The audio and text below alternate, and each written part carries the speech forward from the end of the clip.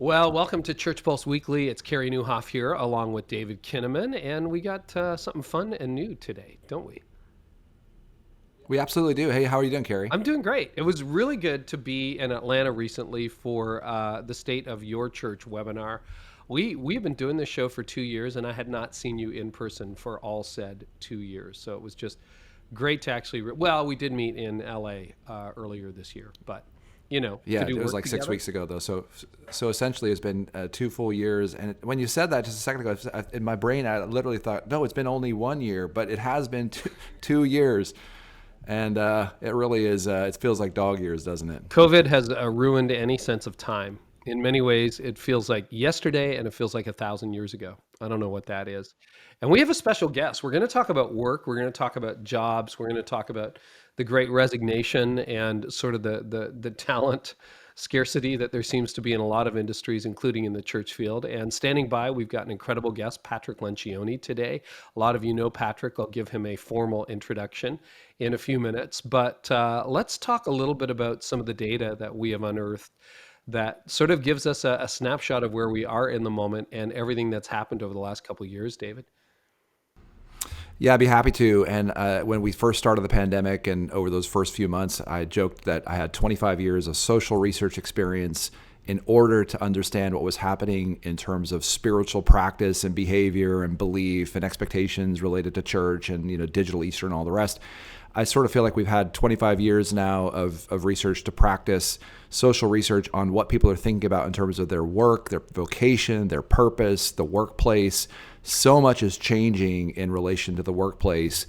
It's kind of scary, but it's also like really fun for us as social researchers to think about how this is sort of opening up new vistas for people when it comes to work, calling, jobs, vocational satisfaction, working from home. It really is a whole new era for us to lead, whether we're in spiritual leadership, sort of church leaders, and what things about the teams we're leading on our staffs, and then also how we think about ministering today in a world where there is so much disruption when it comes to the world of work. So we've got some brand new data that I'm eager to dive in with you on. Okay, great. So where do you want to start? Well, one of the first things I'd like to talk about is just this idea of the Great Resignation and people losing jobs, changing jobs. We've been reported on this show before that 38% of pastors have thought seriously about quitting ministry in the last year. That's a huge increase from roughly 12 months into the pandemic, like 18, 20 months into the pandemic, 38% said they want to quit. And we also see in our general population data, among those who are working, 1 in 5 U.S. adults, 19%, have left the job for a new employment opportunity since the beginning of the pandemic. And then 1 in 4 U.S. adults, 26%, have lost a job since the beginning of the COVID-19 pandemic. Some of those are overlapping, but overall we see that a huge percentage of Americans are either looking for new jobs or are wondering about jobs or have lost a job. So there has been quite a reset, unlike anything we've really seen in recent memory. Wow, those are huge stats. It was interesting. I was reading a piece just in a Toronto newspaper yesterday about the law scene in downtown Toronto, which is where I cut my teeth. And they're offering really good salaries, but they've had to up their base pay by about 20 or 30% in the last year. And then even with that, a lot of Canadian law school grads are ending up in the US because the money is better and the opportunity is better. There just does seem to be like a very strange level of disruption that we haven't seen before. What else are you seeing that you want to comment on before we bring Pat in, David? Well, obviously, one of the huge changes that the pandemic brought on was this shift towards remote work and sort of the flexibility related to geography. So, currently we see that 36% of the workforce is working exclusively in person now, 2 years into the pandemic. So 1 in 3. About a quarter are working at home or remote or just some in person. And then 29% are working exclusively at home or remote. So again, just 36% exclusively in person, 24% some at home, some remote, and some in person. So kind of a hybrid, and 29% at home and remote exclusively. So we have a much more distributed workforce. Some industries do more of that than others, but we recognize that's quite a different picture than the one we saw before the pandemic. And so when we think of then about the spiritual realities of leading people through these moments of like, what am I made for? What are the opportunities? Am I called to something? How do I manage sort of all these new dynamics that weren't there? Of course, we know there's a lot of data about the impact on moms and working moms, especially so as they sort of care for younger children. Sort of were thrust into a role of educating their kids. That's shifting a little bit now as most schools are sort of back into some sort of more regular motion. But the long-term impact of what this means then for women and for working women, working moms, and really just sort of all of us as with talking today to spiritual leaders, Christian leaders, but like how we're going to minister with sort of a real sense of understanding the disruption that so many people have gone through in terms of questioning their calling, wondering what they're here for, how they're going to make a difference in the world, how they're going to make a living, especially when so many of them have lost jobs. Again, what a challenging set of opportunities, but also what a really cool moment we have as we try to help people navigate some of these fundamental questions of why are they here and what are they made for. Well, let's bring Pat in and let me introduce you to Pat. Patrick Lencioni is the founder and president of the Table Group. It's a firm dedicated to providing organizations with ideas, products, and services to improve teamwork, clarity, and employee engagement. He has written 12 best-selling books, over 7 million copies sold, which is pretty impressive. After 20 years in print, his classic book, The 5 Dysfunctions of the Team, remains a fixture on national bestsellers list. His most recent book is The Motive, one that I absolutely love and would highly recommend. It would be an interesting reread right now after everything we've been through in the last 2 years. Actually, I read it right when it came out. It was probably 2 or 3 years ago. And he has also pioneered something in the last year or so called Working Genius. And for those of you who are listening, which would be all of you, that's a podcast pet peeve of mine, by the way. For those of you who are listening, of course you're listening. Anyway, if you want to discover your working genius, what you can do is you can go to workinggenius.com and enter the promo code ChurchPulse, just ChurchPulse, to receive 20% off. Pat, it is such a thrill to have you here today on Church Pulse Weekly. Thanks for joining David and I. Well, it is always a party when I get to talk to you, Carey, and I get to meet David this time, and I loved hearing that stuff. I'm writing notes over here. I can't wait to talk about all this. Any reaction to the dislocation and how rapidly things have changed? Like, what are your thoughts on this, Pat? Yeah, I think that there is a silver lining here. And that's, we have to put behind what happened and whether it was handled well and whether it should have happened the way it did and all that stuff, and just say, okay, what's going to come out of this? I think that perhaps there's going to be kind of a renaissance in companies paying attention to the culture of their organizations, because I really believe that, like many organizations, and I know many of these, and mine is certainly one of them because we try to practice what we preach, but there's many organizations that have not had a hard time getting people back to work. They haven't lost people. People haven't said, I don't know if I want to go back to work and all that. And those are the ones that people loved being there, and they felt, and they were getting the basic things they needed to be engaged. The companies that weren't engaged before, and it was all about money, and it was just purely an economic decision, those are the people whose employees are kind of questioning whether or not, and they're saying, can't we keep working at home? And maybe I don't want to work anymore. And even though there are some people out there that are entitled, and I know we all want to go, these young kids are just so lazy.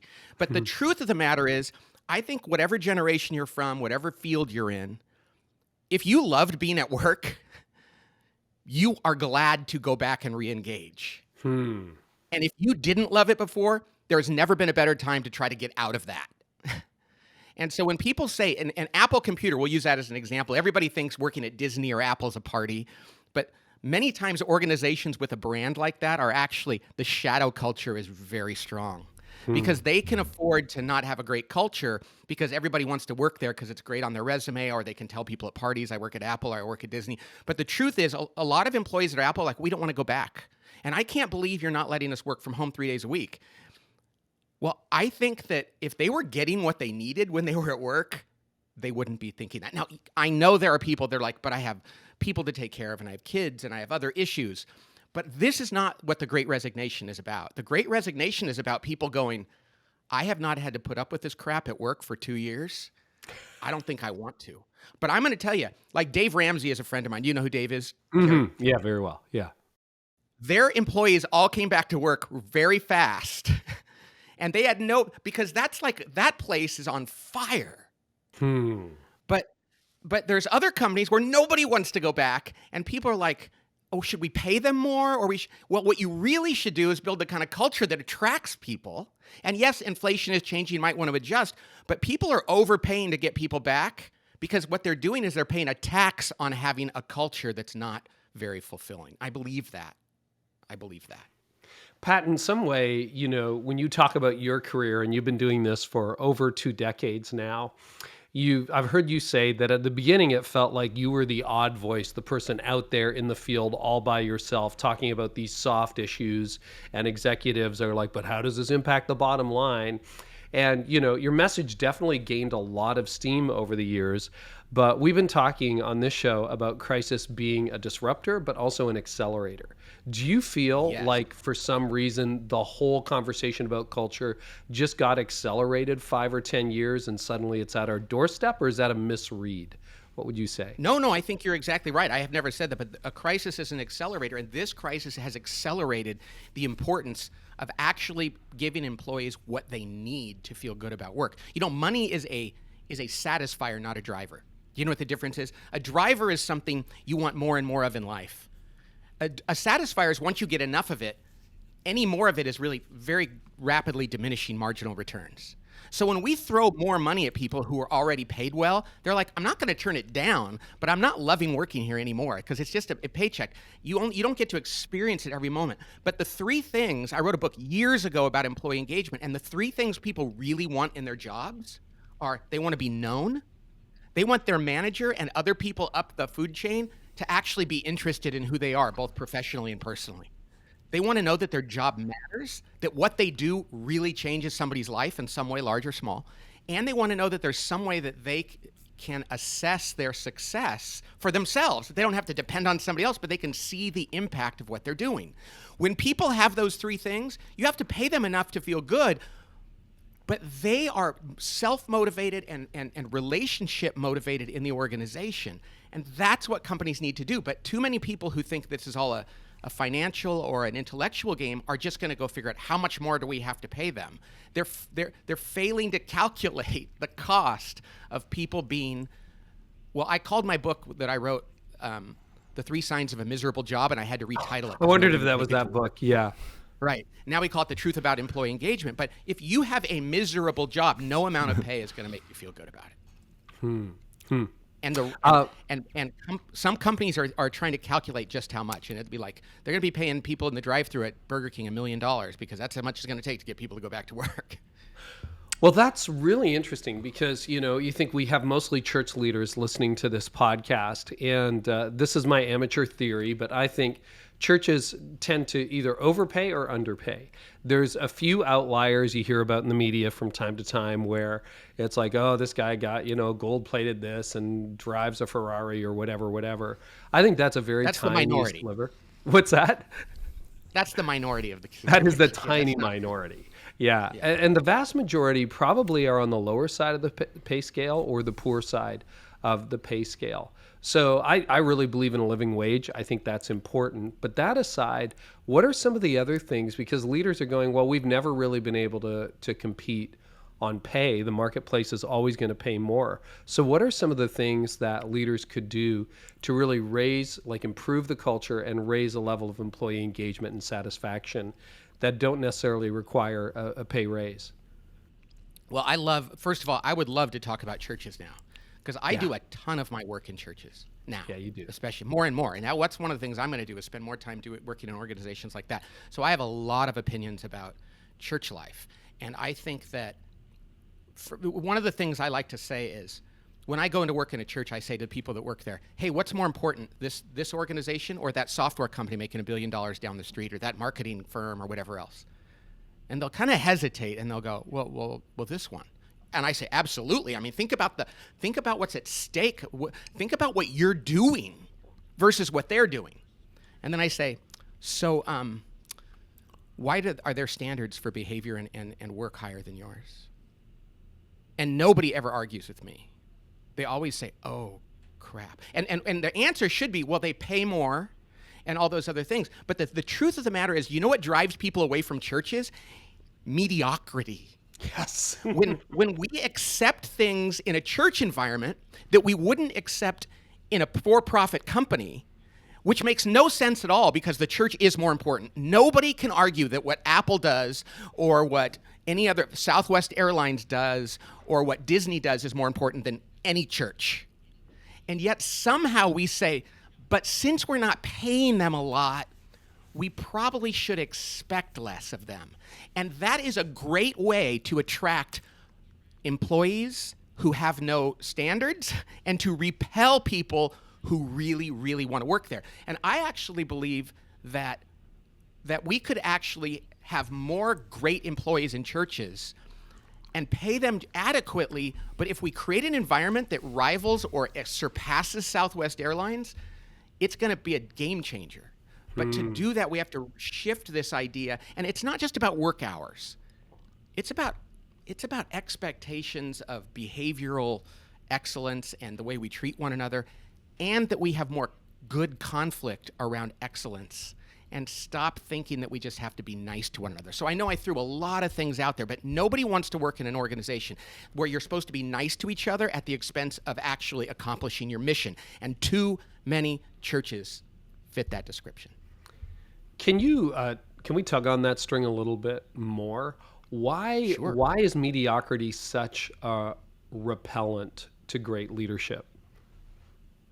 Gosh, I was reading a spiritual book yesterday, and I can't remember what it was, but mediocrity was a word in it, or it might have been a prayer, and I remember just going, wow, that's it.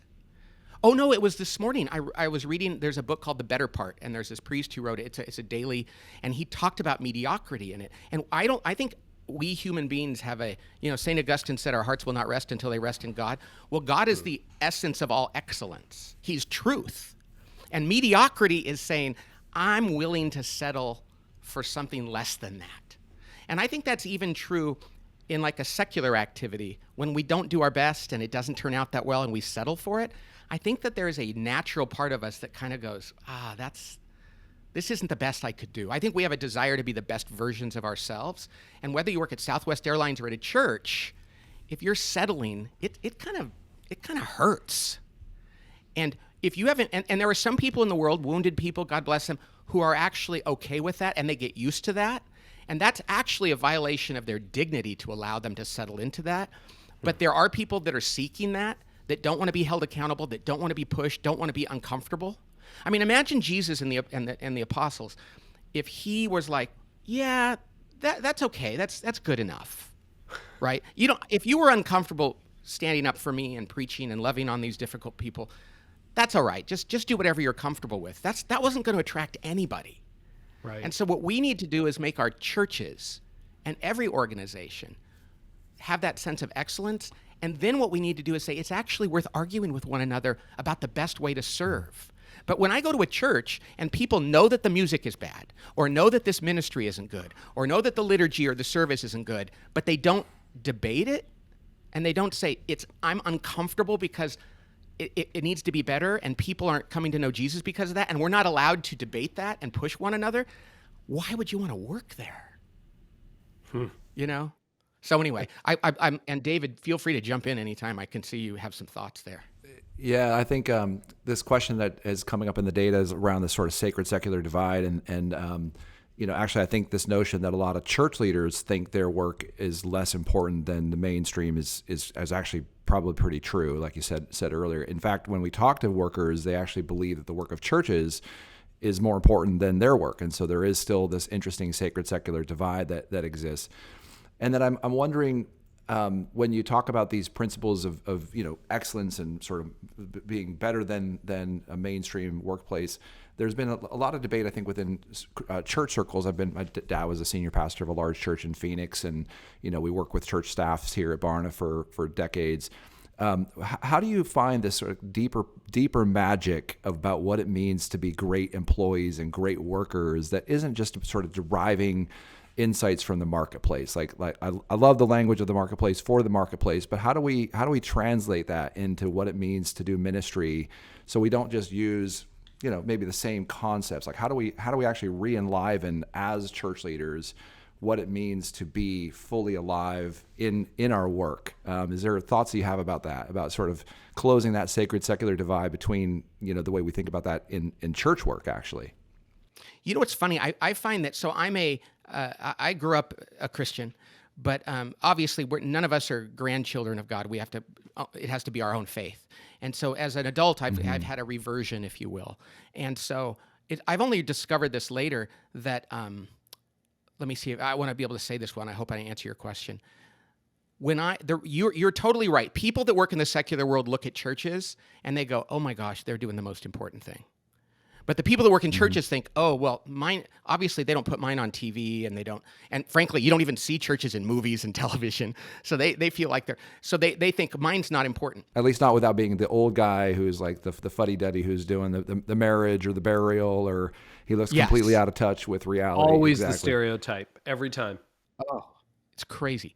And so I want to go back to those three things that I think people want in their work. Okay, think about this. So I completely believe this. The number one thing people want is to be known. So if you work in a church and the pastor, and if it's a big church, the pastor can't be the only one because they can't know everybody, but your manager is like totally invested in your life, both in your job and in your career aspirations and in your family and in your personal life and all those things. That is more valuable than anything. Athletes who make millions of dollars a year, and I've worked on teams, if the coach isn't interested in them as a person, they're unhappy. And they're making millions of dollars to play a child's game for half the year, and they're still unhappy. Okay, so if you're known, and even in churches we tend to think, "Oh, well, we don't need to do that here. We're ministering to the people in the pews." No, you have to minister first to your employees. Okay. But the second one is the big one. Is your work relevant? Now, the fact is most people in the world struggle to come up with relevance in their job. Now, unless you're and I use this in all my secular talks, if you're a priest or a pastor or a surgeon maybe, or a school teacher or a firefighter or something like that, okay, everybody knows why you do what you do. But for most of us, it's like, how does my job make somebody's life better? Now, the fact of the matter is everybody's job needs to do that. If you're a waiter, you can make that person's evening experience great. If you're selling insurance, you can make people feel more comfortable about what they're doing in their life. But being a pastor or working at a church has the highest, easiest possibility of understanding why your job is relevant. But you know something? We stop reminding people. Like what should be happening in churches is pastors and everybody else, every time they see somebody changing somebody's life in some way, which is probably, every day, we should be stopping, noticing, celebrating that, and reminding people how cool it is that you just changed someone's life by introducing them to Jesus or comforting them. This, to me, is like such an advantage that a church has over almost every other kind of organization. And the reason why we have to pay lawyers so much money is because they get to experience that almost never. And that's not a slight on lawyers. But honestly, the reason why I would hate to be a lawyer. You were a lawyer at one point, Carey, is that right? Yeah, briefly. Yeah. Right. And the thing is, they need to get paid more money because it's very tedious and you don't get that sense of like, I'm changing the world. But when you work in a church, so the thing is, when we don't constantly, daily catch people changing somebody's life, calling it out, sitting in it, celebrating it, thanking God for it, we might as well be taking money out of the collection basket and throwing it in the fire. Because that's the currency. And it's the best currency for anybody. So churches have an advantage. Every day you go, hey, whose life are you going to turn upside down today in a great way? Is it going to be a youth? Are you going to sing something that's going to elevate somebody? Are you going to counsel somebody? Are you going to bring them and give a homily? Are you going to do the sacraments? That's an advantage. And they did downplay it because, you know why? Because they go, I don't want to remind them they already know that. When they join the church, we talk to them about how important their job is, and they probably know, and they don't. The receptionist at a church. Okay. The receptionist at a church, there's two ways we can treat them. You are the front lines of evangelizing. You are the face of Jesus Christ. When somebody walks in this door, whether they're here to fill out a form or to join the church or to deliver a frickin' package, you are the first face they see. I want to inspire you. I want to talk to you about what that is. I want you to tell me stories about how you do that well. Or we can say, hey, you're the receptionist. Here's what you have to do. And she or he can feel like they work at an insurance company. And too many people that work in churches feel like they work at an insurance company. Why in the world would you want that? So I guess what I'm saying is these fundamental things. Are you known? Do you know why your job matters? And then the last one is, how can we measure the impact of what we do? But it's not measurement like super, super quantitative, because if we do that, we start measuring the wrong things like collections or the number of people that come. But like, we have to figure out a way to help people assess, like, I think I'm really doing a good job. And it's often like, talk to the people. Let's get together and let's talk to the people we're serving and find out what's going on in their lives. Let's look at the number of people that are actually accessing what we're offering, and it's changing their lives. So anyway, I guess what I'm saying to you, David, that was a long answer that says we already have an advantage, and it's those three things. The one disadvantage we have is we can't pay them more, and that's not even the most important thing. Yeah. You know, one of the things that strikes me when I hear you saying all that is that one of the big shifts that I think that the pandemic is reminding us of is the importance of the laity, of the priesthood of all believers, of having an engaged and volunteer and active. And a lot of what you're talking about, I mean, you've made most of your comments in relation to staffing within churches, which is really critical for our listeners. But also, I think you've really laid out some case to be made for like a new vision for volunteerism. Thoughts on that? And I'll just give you a couple stats that's really interesting. This is bonus material. Only 1 in 4 practicing Christians say they understand or know their gifting, abilities, and skills. Only 23% of practicing Christians, they know it extremely well. Only 30% of practicing Christians have ever taken an assessment, inventory, or test that was designed to help them better understand their giftings, abilities, or talents. So we're sitting on an absolute gold mine of trying to help people develop and who they are made to be. And the church hasn't really deployed, and those are essentially a little higher than the average among all U.S. adults, but they're essentially not much better. So we have this place where we can really help people identify, mobilize, deploy on mission with their giftings, and we haven't really been able to do that. But I think a lot of the language you've described actually could be part of the way we recruit, retain, and deploy volunteers as well, and participants in the gospel. I'm so excited that you asked about this. So this Working Genius tool, which I developed by accident, me and my team, a year and a half ago. So it's brand new. We didn't do it to develop a tool. We did it to explain why I was struggling in my job at times in a place where I worked with people I loved and I did what I loved. But there were some things about it that were really frustrating me. And we figured out I was actually doing a lot of tasks that God didn't gift me in, but I felt like I had to do. And it was not allowing me to access the talents, to use the talents that God gave me. And so that's how this came about. And right after we did it, you know, everybody from the private sector and churches were using it. And you know, Andy Stanley and his group out there are promoting it to the churches they serve. It's great. But here's what it comes down to. I decided volunteerism may be one of its greatest applications. Because like so many people, I went to my church, my parish, I'm Catholic, and I said, I'd like to volunteer. And so they go, okay, let's see, you're breathing, and we need those chairs set up. So that's a match made in heaven. And then I'm like, well, I don't know if that's my gift, you know, or there's some envelopes that need licking and mailing over there. And that's not that it's below me, don't get me wrong. It's just, I want to give my best when I volunteer at church, more than anything I do. And if they don't know what my best is, or I don't know what my best is, I can't possibly do that. And so we have staffing organizations that are coming to us now and saying, we want to know the working geniuses of the people that are coming here to find jobs. And we want all of our clients to describe the job in the working geniuses and see where there's fit. So when I go to my church, I want to go, and this is, and the beauty of this is we priced it ridiculously low. Dave Ramsey said, why'd you price it so low? You could have charged 10 times more. And because we want a church to hand somebody this 10-minute assessment and say, fill this out so we know how to use you based on how God made you. Because there's these 6 talents that are required in any kind of work. There's 6 different activities and gifts, and each of us only has 2 that are like the things that feed us. 2 of them we can do for a little bit, but they don't feed us. 2 drain us of our energy. Well, the chances that somebody's going to go to a church and volunteer and be fed and feed others is a crapshoot. And is that 30%? If you do the math, is it 33%? We need to start realizing when somebody volunteers, it's a chance to take the very best that God gave them and share that with others. But like you said, David, if they don't know what that talent is. Now, there's one other thing I want to say about volunteers. I don't know who said this. I'm pretty sure I didn't come up with this. In fact, I'm sure I didn't, but I can't remember where I heard this. It was years ago. We should treat volunteers like paid employees and have high standards for them and involve them, because when they volunteer, they don't care if they're getting paid. They want to do excellent work. And we should treat our paid staff like volunteers and appeal to the sense of mission. But when we look at somebody and say, well, you're getting paid, so I don't have to motivate you by mission, and you're not getting paid, so I can't expect a lot from you, that's a recipe for failure. You know, I worked at the Make-A-Wish Foundation. I was on the board of directors years ago. And they had the most motivated volunteers ever. And people were really wanted to work there as a volunteer. They wanted to volunteer to help kids on their wishes. And I figured out why. And it was because if a person didn't have high standards, they wouldn't let them do it.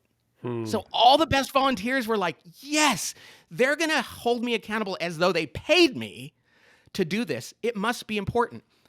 Other volunteer organizations, churches included, will go, well, you're volunteering, so, well, if you don't do a very good job, I guess that's all we can expect. Get rid of those volunteers, because they're what's keeping your best volunteers from wanting to be there. And when I say get rid of, I don't mean like in an undignified way. I mean just say, no, we need more from you, and if you can't do more, that's okay. I remember once heard about a church where they said, hey, when you come to, if you joined here and you don't want to volunteer and you don't want to like give and you don't want to be part of the place and get involved, then stop by one of those other churches on your way that you passed on the way here, because this isn't for you. Those are the churches people are wanting to get into. The other ones are the ones that are dying because mediocrity isn't attractive. So anyway, I'm sorry. My answers are far too long, but I'm so excited. So I've got a couple of questions for you. I want to go through the working geniuses, but before that, I don't think I've ever asked you this before, Pat, but you and your family are very engaged at a local parish. And I would love to know, because I think we have Pat Lencioni's in our churches and we're not aware of it. What is an ideal job assignment for Patrick Lencioni? In a church? Yeah, what would you love to do? What is a good utilization of your started, gifts and skills? Well, and so I could ask you that, but you were actually a pastor. So, but they finally started saying, oh my gosh, you could actually help us figure out priorities and eliminate things that are noise and focus on what matters most. And you could help us work better as a team. And you could help us inspire others to, you know what I mean? So it was what I do for a living. Right. And but you know, I've set up chairs and I've licked envelopes and I've done all those things. Now finally I'm getting, because I can explain this to people, and now they're using me a lot, which is beautiful. But very few churches go about volunteering. Well, see, that's interesting, because I would think, you know, it would be like, well, Patrick Lencioni is one of the most sought after speakers in business. We can't really afford him. He's busy. Does he want to do all of the things that he does during the week as a volunteer on the weekend? Answer that for me. Yes. Yeah. It's like, now, if I hated my job, don't make me do my job. If I'm like, I'm a lawyer and accountant, not that there are lawyers and accountants that love their work, don't get me wrong. But if I wouldn't like that, and if I came to work and said, I'm a lawyer and I really want to volunteer, they wouldn't, and I hate my job, you shouldn't go, then you should do legal work here. Exactly. For those people that know what makes them go, it's like, I'm a marketing executive. Can you help us market Jesus better to these people in our church? Not that Jesus needs marketing, but they need on-ramps. Yeah, tap into that. You know, some of my biggest learnings have been when I've found, you know, professionals in the church and brought them in and said, hey, can you help us figure out this marketing campaign? Can you help us reorganize? Can you help me rethink personnel issues? And they love it, and they're so good at it. Yeah. You know, and what's key, though, it has to start with the pastor knowing what he or she is good at. Because you see, if the pastor doesn't, gosh, some of our favorite letters we get, we've had about 250,000 people take this assessment in the first year. Wow. And a lot of church people, which is beautiful. And one pastor wrote in and said, I've been a pastor for 20 years and I felt guilty and shameful about being a pastor and that maybe I shouldn't have been a pastor because I'm not good at writing homilies, sermons. And he goes, then I did the Working Genius. I don't have the first two geniuses, which is wonder and invention, which is fine because no two pastors are the same. He goes, now I realize that's just not how God wired me. I'm really more of a counselor and a pastoral person. And I can borrow and have other people help me write my homilies and sermons and not feel like a failure. Now think about that. Now there's another pastor who's a W and an I, the first two, wonder and invention. Their heads are in the clouds. They can go for a walk and write the most amazing homily or sermon, but they might say, you know something, it kind of drains me when people are knocking on my door all day. I'm just not great at counseling. And it's like, you're not a failure. That's just not your gift. So let's set up a counseling service at the parish, or that you don't have to be the primary person because that's not what God gave you. But you know what happens in those cases? Both of those pastors end up feeling guilty. And that's what Working Genius is ultimately about, is taking away unnecessary guilt and shame or judgment of others.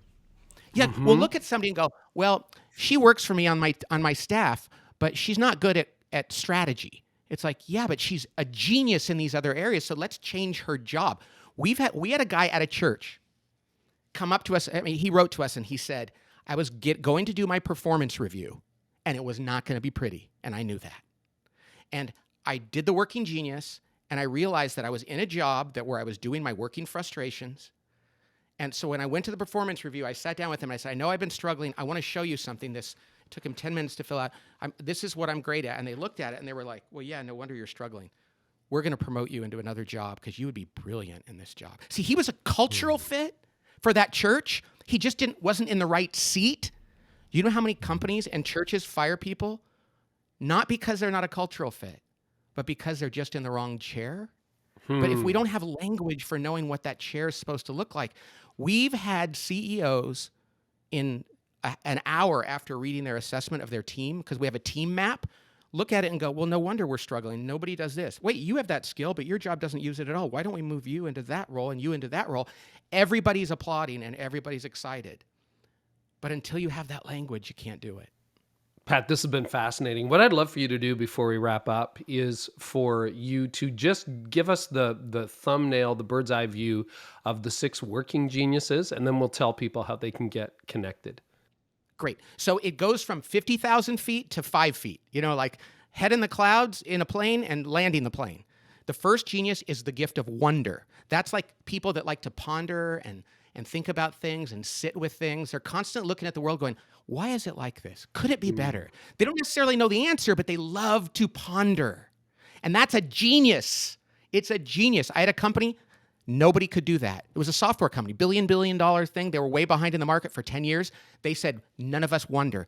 We never sit around and go, maybe customers don't like what we do. They're always like spreadsheet analysis and everything else. So wonder is the first one, 50,000 feet.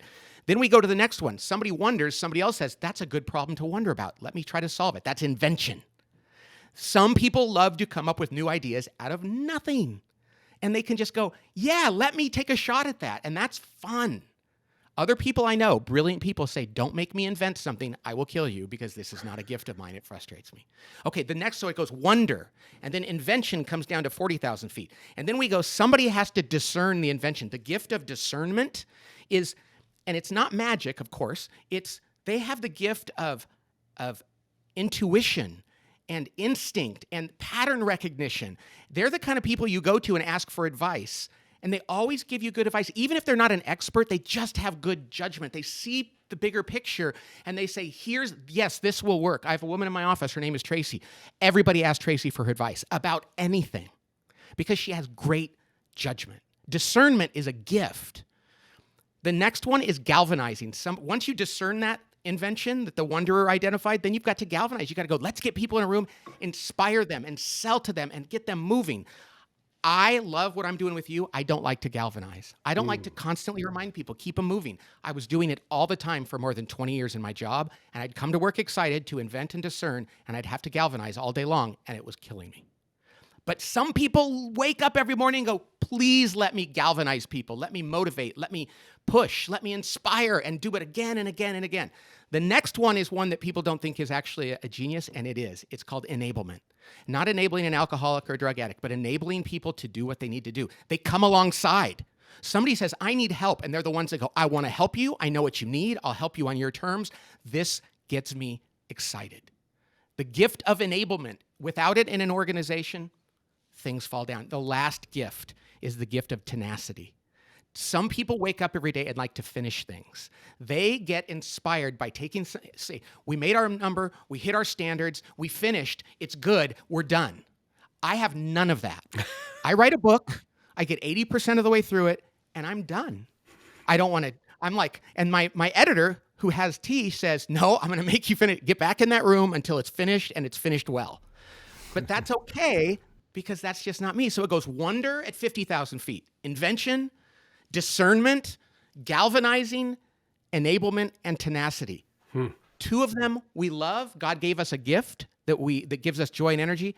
Two of them drain us of our joy and energy. We need to know those just as well. So anyway, that was more than a thumbnail, I think. Oh, that's fantastic. And just a reminder to those of you who would like to take the assessment and haven't done it, you can go to, what is the website for that, Pat? Workinggenius.com. Yeah, there's two G's in there. Working Genius. Yeah. Use the promo code. There's a. Oh yeah, I'm sorry. Go ahead. No, you go. No, you were going to say it. So the discount for 20% off, so that's $5. Yeah. Is ChurchPulse. So it's $20 to take this. Boy, marriage. We had a guy write in and say, "I thought my wife hated me," and he said, "Now, not really, but I kind of did, because for years." He was an inventor, and for years he'd come up with an invention. And you know what she would do? She would tell him why it might not work or what he needed to change about it. And he thought she was against him. They took the assessment on their anniversary. She was a discerner. Her gift was to give somebody feedback and warn them about something that might not work or give them advice. She was actually loving him, and he thought, and when they took it, they said it changed their marriage. Wow. So anyway, it's a ministry. It's a wonderful ministry. It's changed my marriage. I can tell you that's changed my relationship with my kids. Pat, this has been so encouraging and so inspiring. I want to thank you so much for joining us. This has been a real treat. I just love anytime we get to spend together, and to be with us on Church Pulse Weekly is a real joy. And thanks for your passion for the local church. It comes through in every conversation, but it's just wonderful that you get to build into thousands of church leaders here. We're really grateful for you. Thank you. Well, praise God for all of that. Thanks for having me on. Yeah. So anyway, thank you so much for tuning in to this edition of Church Pulse Weekly. We'll be back next time. If you haven't yet subscribed, please do so wherever you're listening. David and I will be back next time with a fresh episode.